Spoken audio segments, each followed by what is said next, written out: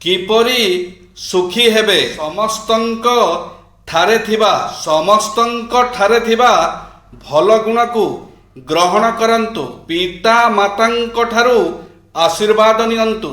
କଠିନ ପରିଶ୍ରମ କରନ୍ତୁ। କିଛି କିଛି ସଞ୍ଚୟ କରନ୍ତୁ। ଈଶ୍ୱରଙ୍କ ଠାରେ ବିଶ୍ୱାସ ରଖନ୍ତୁ। କୁ ଅଭ୍ୟାସ ଠାରୁ ଦୂରରେ ରୁହନ୍ତୁ। ମିଷ୍ଟ ଭାଷୀ ହୁଅନ୍ତୁ। ପର ଉପକାରୀ ହୁଅନ୍ତୁ। ଶାସ୍ତ୍ର ପାଠ କରନ୍ତୁ।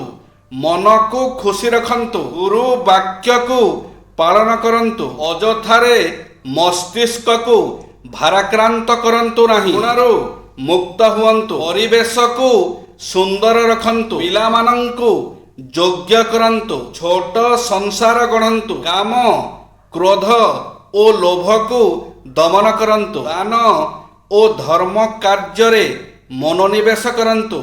ଇନ୍ଦ୍ରିୟମାନଙ୍କୁ ନିଜ ଆୟତ୍ତରେ ରଖନ୍ତୁ। କିଛି ସୁନ୍ଦର ନୀତି ଶିକ୍ଷା। ଭଗବତ୍ ବିଶ୍ୱାସର ଅଭାବ ଯୋଗୁଁ ଆମ୍ଭେମାନେ ମଣିଷକୁ ଭୟ କରିଥାଉ।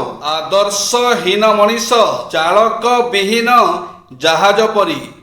ହସ୍ତଶିଳ୍ପ ଜରିଆରେ ପିଲାମାନଙ୍କର ଶାରୀରିକ, ମାନସିକ ଓ ନୈତିକ ବିକାଶ ହେବା ହିଁ ମୌଳିକ ଶିକ୍ଷାର ଉଦ୍ଦେଶ୍ୟ। ଯିଏ ନିଜେ ଶ୍ରମ ନ କରିବ ଖାଇବାର ଅଧିକାର ନାହିଁ। ଯାହାର ନିଜ ମାତୃଭାଷା ପ୍ରତି ଶ୍ରଦ୍ଧା ନାହିଁ, ତାର ନିଜ ଉପରେ ଶ୍ରଦ୍ଧା ନାହିଁ। କେବଳ ଚୋରି ନ କରିବା ଆସ୍ତେୟ ଶବ୍ଦର ଅର୍ଥ ନୁହେଁ। ଯେଉଁ ପଦାର୍ଥ ଆମ୍ଭର ନୁହେଁ ତାହା ନେବା ଓ ରଖିବା ମଧ୍ୟ ଚୋରି। ଚୋରିରେ ହିଂସା ପୂର୍ଣ୍ଣ ମାତ୍ରାରେ ରହିଛି। ସ୍ୱଧର୍ମ ପ୍ରତି ଯେପରି ଆଦର, ଅନ୍ୟ ଧର୍ମ ପ୍ରତି ସେପରି ଆଦର ରହିବା ଉଚିତ। ଯେଉଁ ଜାତି ମୃତ୍ୟୁକୁ ବରଣମାଳା ଦେଇପାରେ ସେ ଜାତି ହେଉଛି ଧନ୍ୟ।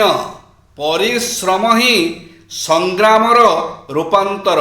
ମୋବାଇଲ ଛୋଟ ପିଲାଙ୍କ ଉପରେ କ'ଣ ପ୍ରଭାବ ପକାଇଥାଏ? ବର୍ତ୍ତମାନ ସମୟରେ ଛୋଟ ଛୋଟ ପିଲାମାନେ ମୋବାଇଲ ଅଧିକ ମାତ୍ରାରେ ଦେଖୁଛନ୍ତି। ମୋବାଇଲ ନ ଦେଖିଲେ ଖାଦ୍ୟ ଖାଉନାହାନ୍ତି। ପିଲାମାନେ କାନ୍ଦିଲେ ମା ମାନେ ମୋବାଇଲ ଧରେଇ ଦେଉଛନ୍ତି। ଅଧିକ ମାତ୍ରାରେ ମୋବାଇଲ ଦେଖିବା ଦ୍ୱାରା ମସ୍ତିଷ୍କ ସମସ୍ୟା ଭଳି ଜଟିଳ ରୋଗ ସୃଷ୍ଟି ହୋଇଥାଏ। ମସ୍ତିଷ୍କର ବିକାଶ ବାଧାପ୍ରାପ୍ତ ହୋଇଥାଏ। 2 ବର୍ଷରୁ କମ୍ ବୟସର ପିଲା ମୋବାଇଲ ଦେଖିଲେ କଥା କହିବାରେ ସମସ୍ୟା ଉପୁଜିଥାଏ। ମୋବାଇଲ ସ୍କ୍ରିନ୍ ସ୍ମରଣ ଶକ୍ତିକୁ କମାଏ, ଭାଷା ବିଳମ୍ବ ବଢ଼ାଏ, ନିଦ ଠିକରେ ହୋଇନଥାଏ। ଫିଡ୍ସ, ମାଇଗ୍ରେନ୍, ଚିଡ଼ିଚିଡ଼ାପଣ, ଏକୁଟିଆପଣ ଭଳି ସମସ୍ୟା ଦେଖା ଦେଇଥାଏ। ଖେଳକୁଦରୁ ଦୂରେଇ ରହୁଥିବାରୁ ଶାରୀରିକ ବିକାଶ ପ୍ରଭାବିତ ହୋଇଥାଏ।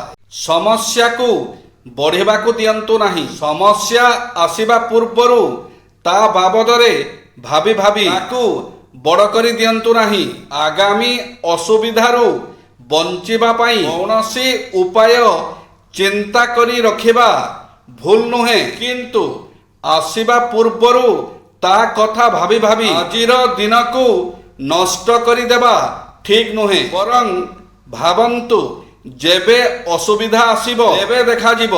ଏବେଠୁ ତାର ଚିନ୍ତା କାହିଁକି? ହେଇପାରେ ସେ ଅସୁବିଧା ନ ଆସି ବି ପାରେ।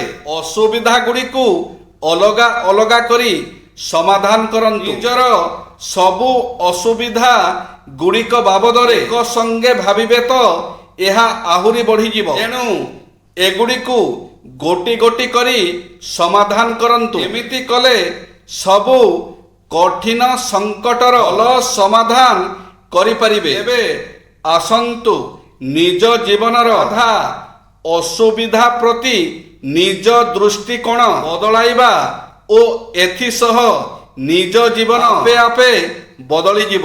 ଜୟ ଶ୍ରୀ ଜଗନ୍ନାଥ।